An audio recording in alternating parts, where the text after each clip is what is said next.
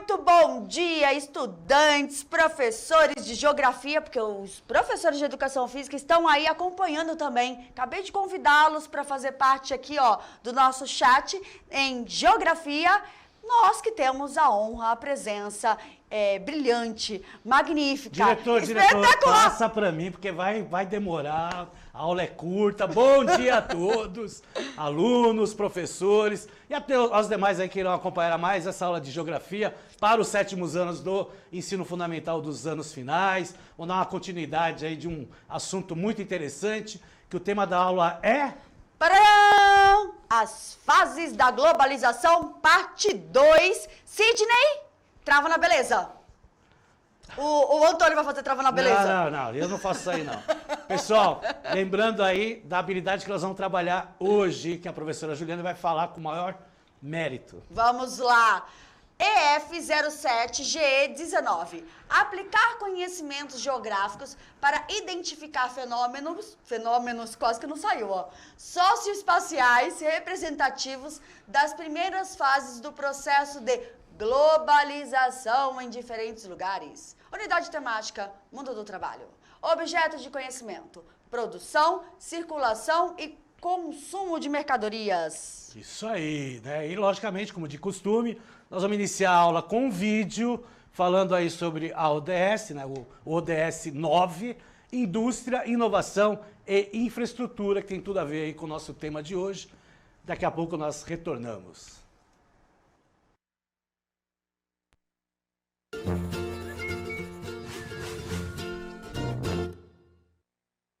Olá, sejam bem-vindos à série especial do IBGE Explica sobre os Objetivos de Desenvolvimento Sustentável. Falaremos do objetivo número 9, Indústria, Inovação e Infraestrutura. A proposta é construir infraestruturas resilientes, promover a industrialização inclusiva e sustentável e fomentar a inovação. Para que uma sociedade consiga realizar suas atividades produtivas, é preciso que haja condições fundamentais para isso. Esse conjunto de estruturas essenciais é chamado de infraestrutura. Os seus principais elementos são os sistemas de geração e distribuição de energia, de água e saneamento, de transporte terrestre, marítimo e aéreo e de telecomunicações.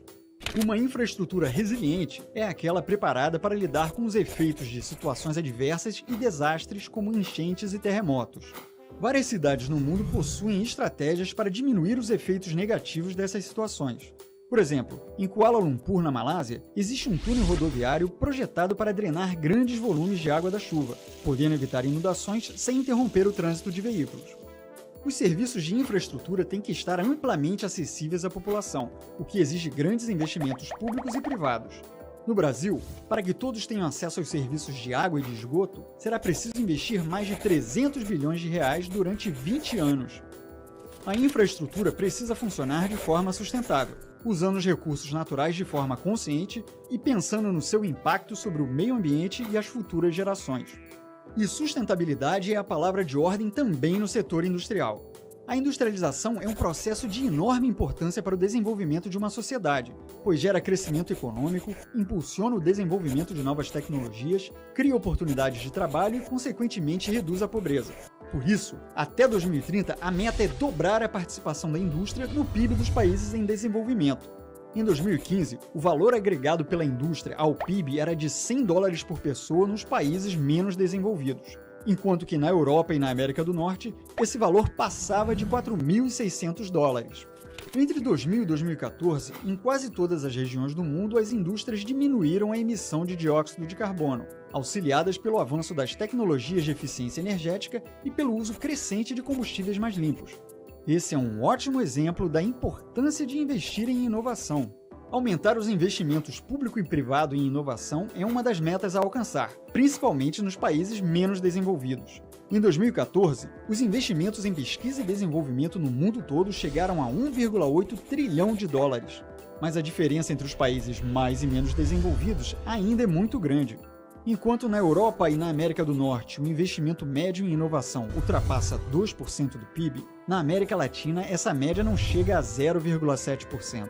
Se você estiver assistindo a esse vídeo no seu smartphone, você tem em mãos um dos resultados da combinação de inovação tecnológica, produção industrial e infraestrutura de comunicações. Em 2016, o alcance da telefonia celular se tornou praticamente universal e 84% da população mundial já podia enviar e receber dados na velocidade da cobertura 3G. Estamos cada vez mais conectados para agir e criar um mundo sustentável para todos nós. Se ligue nos outros 16 Objetivos de Desenvolvimento Sustentável aqui no nosso canal. Até a próxima! É isso aí, pessoal. Então a gente viu aí a questão da inovação, que faz parte da nova aí globalização, da questão aí da fase 4, que a gente vai ver no final da nossa aula, né? Porque, lembrando, né, na primeira parte nós chegamos até a fase 2, aquele processo da segunda revolução industrial, né? Outros países surgindo aí com indústrias, né? O caso da França, o caso da Rússia, da Alemanha, da Itália, né? E aí gerando, né, um processo já de globalização, envolvendo aí a Segunda Guerra Mundial, também, né, envolvendo também novas tecnologias. Agora nós vamos ver a fase 3, pode aí colocar na tela, por gentileza, final do século XX, e aí envolve, né, num aspecto aí social, a questão aí da Guerra Fria e posteriormente a queda do Muro de Berlim, porque o Muro de Berlim era o símbolo aí, né, do socialismo aí, principalmente aí na Europa Oriental. Então a gente vê aí os dois lados, né, do globo, né, pintados aí em azul,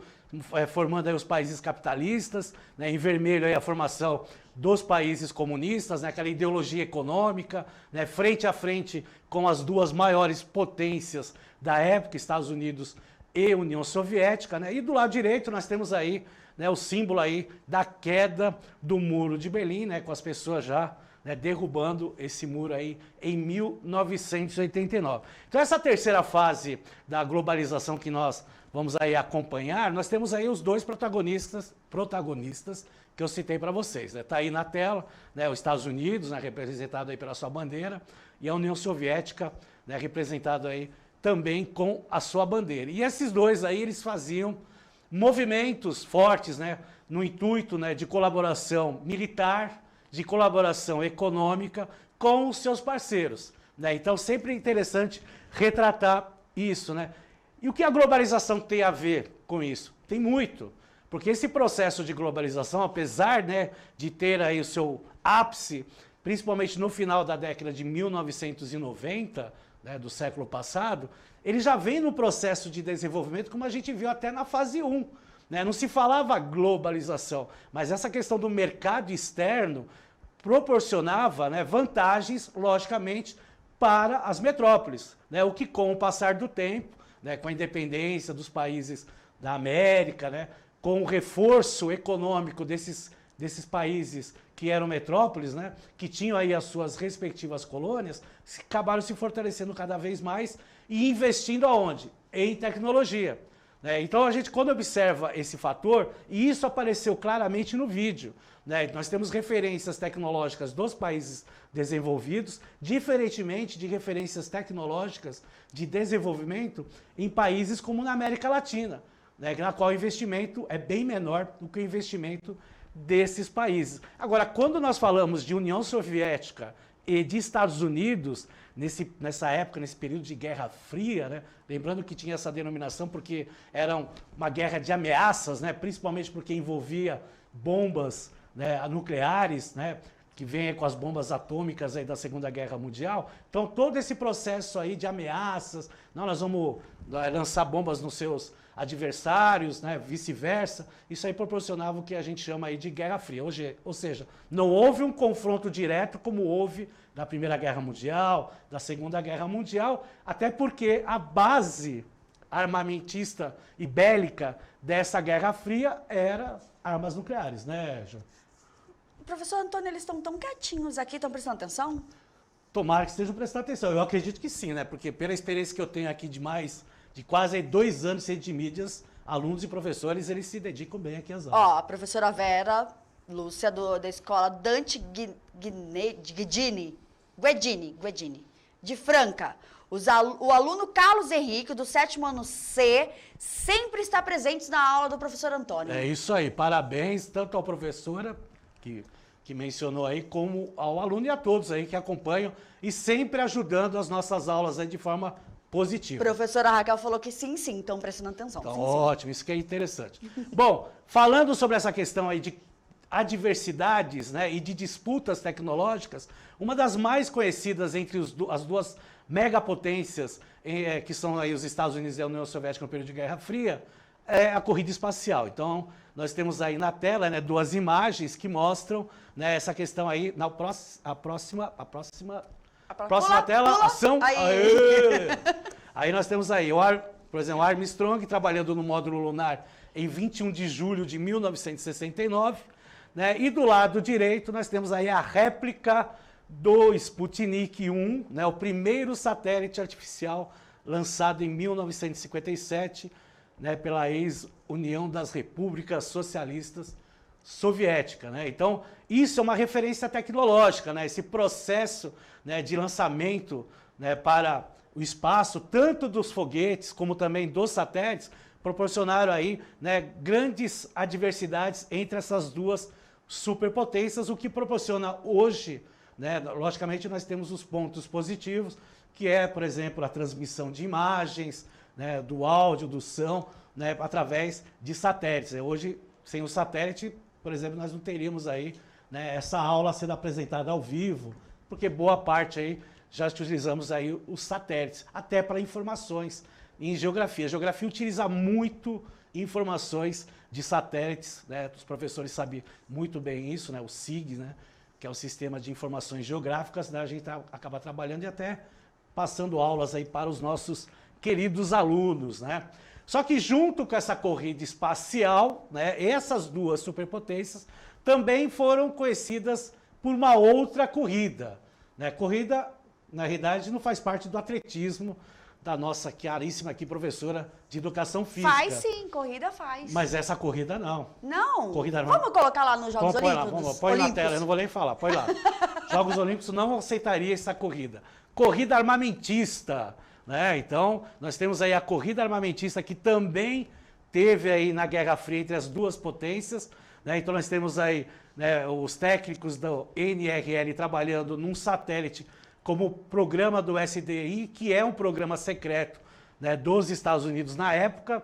E lá na parte direita, olha que interessante, um conceito de um escudo antimísseis orbital soviético dos anos de 1980. Né? Então, a tecnologia sendo usada também nesse processo armamentista entre essas duas superpotências, além da espionagem e todo aquele processo lá. Então nós tínhamos lá a CIA do lado, que até hoje ela existe, né, que é a Polícia Secreta dos Estados Unidos, né, como nós temos aqui, como se tinha na União Soviética, a KGB, né, que dizem que foi extinguida aí com a União Soviética, mas tem aí algumas dúvidas, né? Então se utilizava, né, se fazia aqueles programas, né? Tinha um seriado legal que falava sobre essa época. Eu não sei se você já assistiu, porque você não é dessa época. Não, eu sou da Peppa Pig pra frente. Ah, então tá explicado. Tá explicado. Agente 86, já viu falar? Não, Então, de verdade. Era um seriado antigo aí que falava sobre essa questão aí da CIA, da KGB, mas de forma irônica. Os professores aí, né, um pouquinho mais velhos aí, sabem do que eu tô falando e era muito legal. Eu adorei o seu dizem que, falaram que... Mas é mesmo, né? Então, não tem a como gente não falar pode outra coisa. colocar, Não pode, né? bater o martelo. Ainda mais falando de KGB, de CIA, né? Essas coisas aí são meio suspeitas a gente ficar falando, tá certo? Bom, quando eu falo de globalização e falo desse período de Guerra Fria, né? E esse período de transição, né, da Guerra Fria para um processo, né, de nova ordem mundial, eu sempre comento sobre a DIT, que é a Divisão Internacional do Trabalho, tá? Ela tem duas partes, né? Vocês vão aí acompanhar na tela. Tem a parte aí que fala sobre após a Segunda Guerra Mundial, né, e fala da nova Divisão Internacional do Trabalho, que já é um processo mais globalizado. Mas se vocês acompanharem as setas, elas não mudam muito, né, porque a gente vai observar, né, apontando aí dos países desenvolvidos para os subdesenvolvidos, falados na época, em vermelho, eles forneciam produtos industrializados, capitais, empréstimos e investimentos, que eram poucos, né, após a Segunda Guerra Mundial, que foi se acelerando, né, na ordem global, né, com produtos industrializados de tecnologia superior, de tecnologia e capitais, que são os empréstimos, investimentos produtivos e investimentos especulativos. O que são esses investimentos especulativos? Investimento produtivo é aquele que, né, que a empresa produz algum produto e revende. Isso aí é fácil de entender. Mas o especulativo, né, que esse novo investimento aparece aí, principalmente dos países desenvolvidos e acaba formando na cadeia global. São as bolsas de valores. São aqueles valores virtuais que acabam, né, influenciando e muito a economia dos países. Né? Então, o Brasil ele tem influência externa, como outros países também têm influência externa através desses investimentos e especulativos. E é especulativo porque a gente especula dentro da economia. Né? E teria que ter uma aula para estar explicando isso, mas o professor pode dar uma ênfase aí na explicação para os alunos entenderem, mesmo que os professores falem, alunos do 7º ano, professor Russo. Mas já podem, né? E nós estamos aqui numa época que eles, né, usando muito a virtualização na vida deles, também é bom conhecer sobre esse aspecto dos investimentos especulativos. Professor Antônio, Pode você falar. mexeu com o coração e com a cabeça do pessoal aqui, ó. O professor Gil tá falando que a gente 86 é do tempo dele. Aí, ó. A professora Vânia lembrou do 86 e 99. Tinha o 99 também? 99, era Agente 99. Agente 99. Fazia parte do... Eles casaram, os dois. Ah, é? Casaram. Casos de família, vamos lá. Não, vamos lá para a geografia. Vamos que não tem tempo. Vamos voltar para a tela rapidinho para a gente ver lá as setas azuis, né? Que aí é o processo inverso. Então, os países denominados subdesenvolvidos, não industrializados, forneciam produtos primários, matérias-primas e alimentos. E na nova ADIT não mudou muito. Continua aí produtos primários.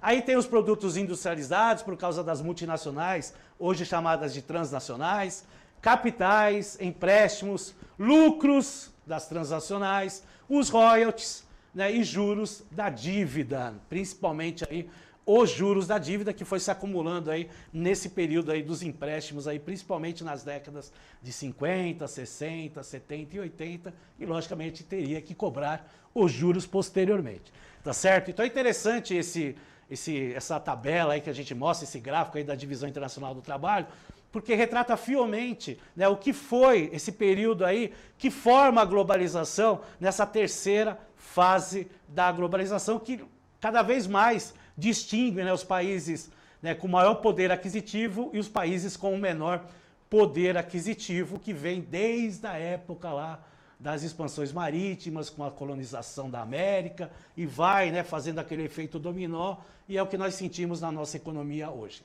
Certo? Vamos para a atividade? Bora, vambora que eles agitaram aqui o chat. Quero ver a resposta dos estudantes, nome da escola. Põe aí na tela pra gente, Rô. Quais as duas maiores potências na época chamada de Guerra Fria? 1 minuto? 1 minuto, né? Porque é muito fácil, eu falei várias vezes aqui. 1 minuto, 1, 2, 3 e já!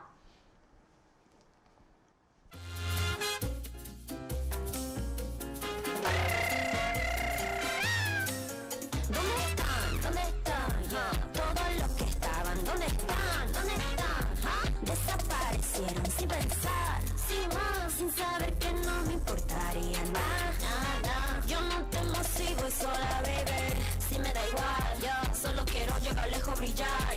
No puedo más, me tienen cansada con tanto disfraz.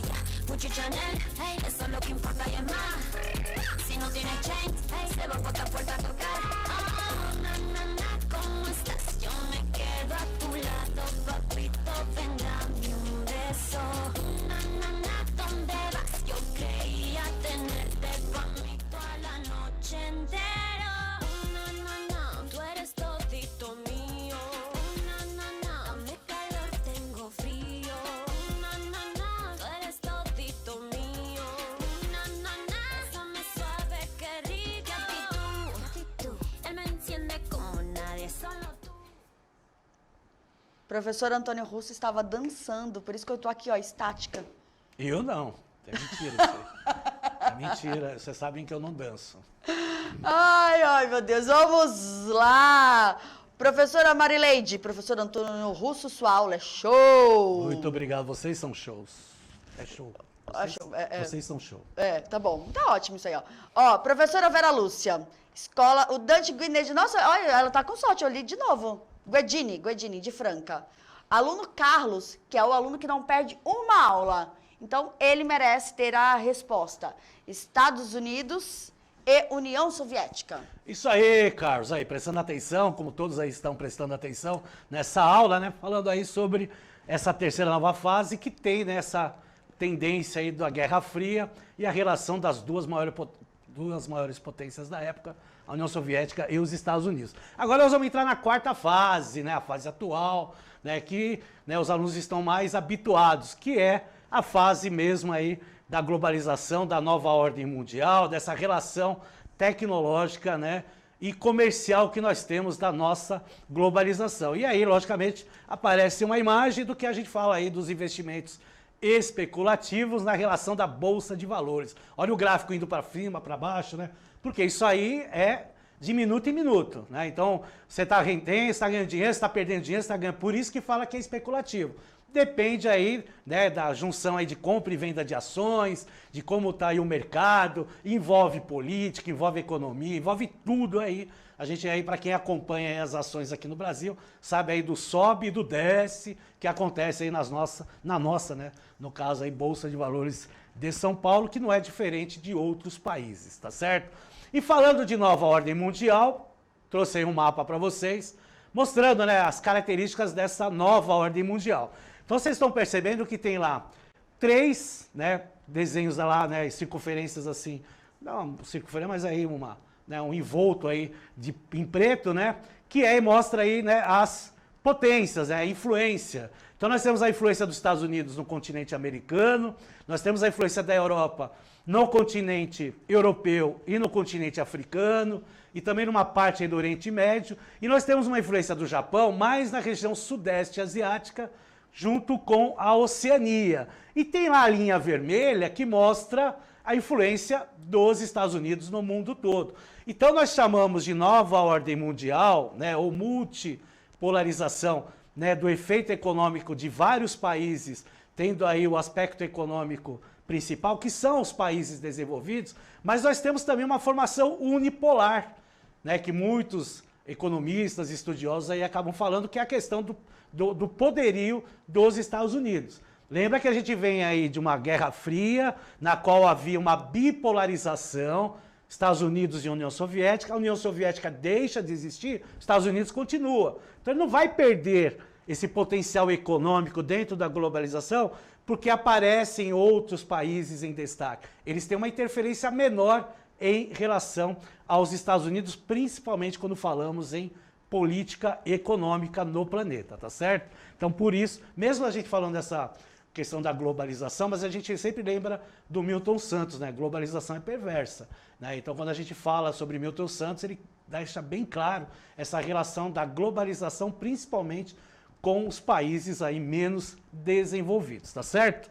Vamos lá ver aí um mapa mostrando aí as organizações regionais, como são várias as organizações regionais no mundo. E tem diversas características. Algumas organizações já são blocos econômicos, como é o caso do NAFTA na América do Norte, como é o caso do Mercosul aqui na América do Sul, né, como é o caso da PEC, que envolve aí, né, países que são banhados pelo Oceano Pacífico, mas também tem outros blocos que são blocos políticos, principalmente no continente africano, que aí eles se juntam, né, para tentar fortalecer os seus países, né, porque o Estado ele não perde, né, seu poder, né, mas aí as aberturas fronteiriças elas são mais claras, são mais nítidas, né, para o comércio exterior. E é lógico, quem tem mais cacife aí vai conseguir, né, se sobreviver, né, e se sobrepor à globalização. É importante retratar isso. Por isso, né, que eu sempre falo aí do Milton Santos, essa relação de globalização. O nome dá a impressão que todo mundo está envolvido, o que não é uma realidade até dentro do próprio país, certo? E algumas imagens aí para vocês relacionarem. Fluxos de mercadorias, por exemplo. Né, a gente vê lá a embarcação, né, um navio cheio de containers, né, mostrando aí essa relação, né, do comércio entre os continentes e entre os países aí, tá certo? Uma outra imagem são as rotas aéreas. Olha só quantas rotas aéreas. Isso em 2009, hein? Já se passou 12 anos aí, né? E veja aí, né? As rotas como elas são aí, vão e voltam aí. Então a importância da aviação aí para as rotas comerciais, tanto para as pessoas irem e virem, como também para os produtos. Os modais de transporte, né, que é muito importante, né? A globalização ela tem muito a ver com a questão aí dos meios de transporte. E uma outra figura interessante, uma outra imagem que é bem legal de trabalhar com os alunos é a questão aí do rede de cabos submarinos, né?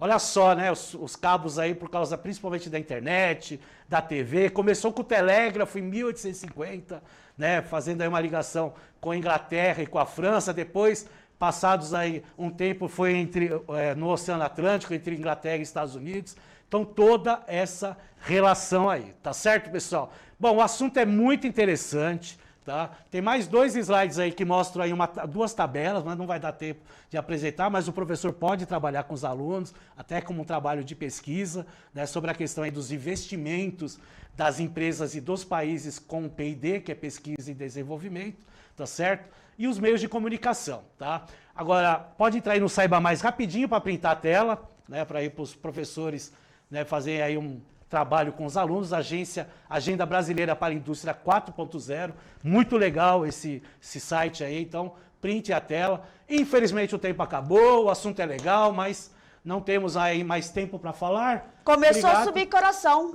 Então vai lá, coração, abraço a todos, obrigado Ju pela participação mais uma vez, e um coração para todos vocês que vocês merecem. Um abraço a todos. Bora! Tchau, obrigada, gente. Coração, foca no Antônio, foca no Coração maçã. Antônio.